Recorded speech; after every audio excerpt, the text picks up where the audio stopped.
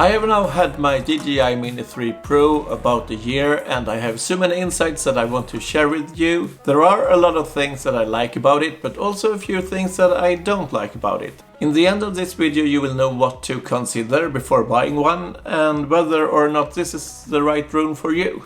Overall, the DJI Mini 3 is an amazing drone with amazing performance, especially given the size. The short story is that I would buy it again for my needs and for the kind of content that I am shooting. I will also recommend some additional gear that will make this drone even better. And it's important to know that this video is not sponsored. I don't get paid for saying this, and I have bought this drone for my own money, and also the additional gear that I own is bought for my own money. So first of all, I actually recommend to buy the Fly More kit that will give you 2 extra batteries, so you will have 3 batteries in total, and that will give you about an hour of time to fly. In reality you will get 20 minutes per battery. I fly in all kind of weather, and during the winter I will get shorter battery life. All you need for charging is USB-C, whether you use the battery charger, you charge the drone, or you charge the remote control.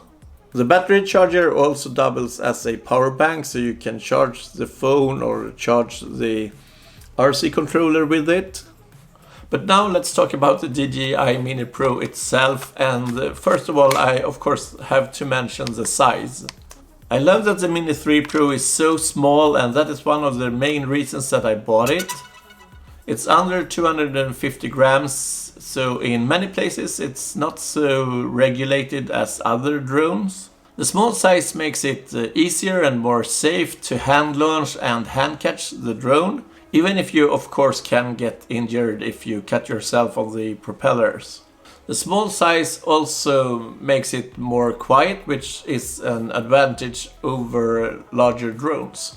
But the size or the tininess also comes with a few drawbacks. The motors are tiny and the propellers are tiny, so the Mini 3 Pro doesn't handle strong wind well. This is not a design flaw, but rather in the nature of a small object. So there is no fix for this, it's just something that you need to accept. You will have to take the good things with the bad things. This might sound like a small problem, no pun intended.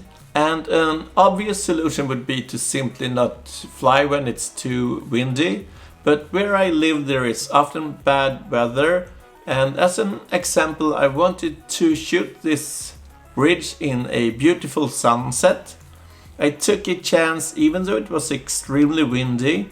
I rather quickly lost control because the drone wasn't powerful enough against the wind, even when I pushed full throttle. It ended the only way it could end. I crashed into a tree. Fortunately, I could find the drone on the map and I could make it play a sound, so I could find it within 15 minutes. And that was the easy part. Then it was another 30 minutes to get it down from the tree. Luckily, this time it was a soft crash. The drone only got stuck on a branch. This might sound stupid, but I really wanted to catch that beautiful sunset. I had to go back a few days later and it was all grey, so maybe you understand why I took the chance. By the way, I really recommend buying the DJI Care.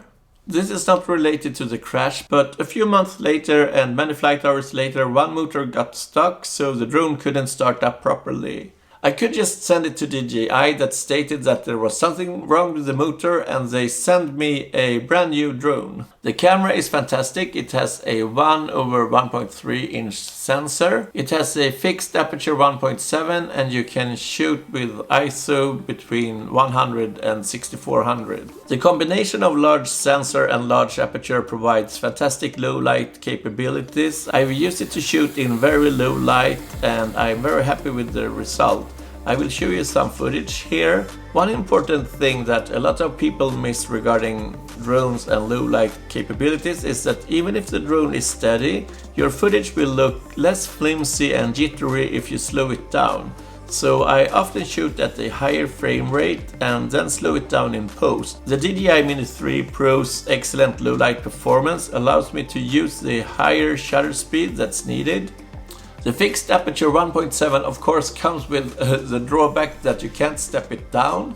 So if you want to shoot with a 180-degree shutter speed, which basically is that the shutter speed is twice the frame rate, things can get tricky in situations where there is not low light, but when there is a lot of light. The way I solve this is that I use ND filters, and for those of you who are new to this, these are basically like sunglasses for your drone, so you will get less light on your sensor.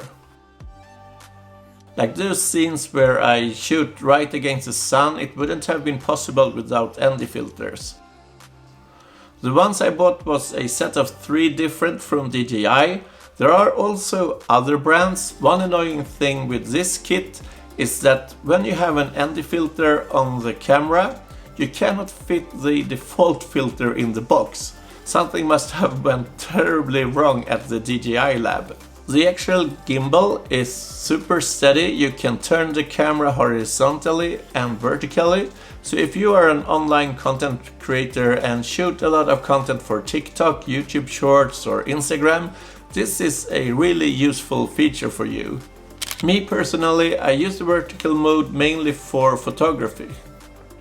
And you can take amazing photos with the DJI Mini 3 Pro. You can shoot 12 megapixel raw photos, and there is also a mode where you can shoot 48 megapixels, but then it will not be in RAW. You can also use bracketing for HDR photos, and you can shoot in intervals if you want to shoot the time lapses or hyperlapses, which basically will take a sequence of photos and merge them to a video file. The camera is also amazing for shooting videos, so you have 2 color modes, which is normal and cinelike. The normal mode gives you great footage right out of the camera with well-balanced vibrant colors. For most users, the normal mode is definitely good enough. The normal mode has 8-bit color depth and a 100 megabits per second transfer rate. The cinelike is for more advanced users. It has more information as it has 10-bit color depth and a 150 megabits per second. So make sure that you have a memory card that supports that speed. With that said, cinelike has the potential to offer better quality, but it requires more editing in post regarding color correction and color grading. The DJI Mini 3 Pro can shoot 4K at 60 frames per second. I shoot mainly 1080, but I often shoot at a higher frame rate to be able to slow it down in post. This slow motion effect gives a steadier and more professional look, more cinematic if you want. Even if you shoot at normal speed, it's easy to shoot cinematic footage. There are 3 default flight modes: Sport, Normal, Cinematic. You can also make your own presets and tweaking the throttle curves and more. I have made a mode that is even smoother than the default cinematic mode. It's very easy to fly smoothly in cinematic mode. This video is not slowed down in post, but I can still fly slowly and rotate the drone to manually track objects. There are also specific quickshot modes where the drone can automatically track objects or shoot hero shots with a specific object in the center. I often fly in urban areas, so I don't use those automatic modes because of safety reasons. I always want to be able to fly line of sight so I can see my drone and I can interrupt a scene if there would be unsafe conditions. I fly about 75% in my custom cinematic mode and 20% in normal mode.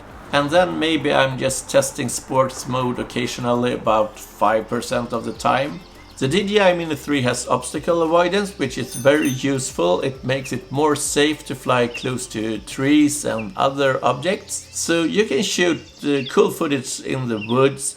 Those sensors also help the drone to stay in place in relation to the surroundings, so it's super steady. Overall, it's very easy to operate. My kids that are 6 and 8 years old can actually fly it. There are 2 different versions of the RC controller. I went for the one with built-in screen, so I don't have to worry about connecting my phone. The video live feed is great, so you can see what you are shooting. The stick and button layout gives easy actions for the most commonly used functions. You can also put a SD card in the controller to record the screen. This is useful for recording tutorials, but also if you want to see things like the maps and if you want to see what you actually had on screen at the time when you were shooting the video. There are more things to say about the DJI Mini 3, but that would be very specific for specific users.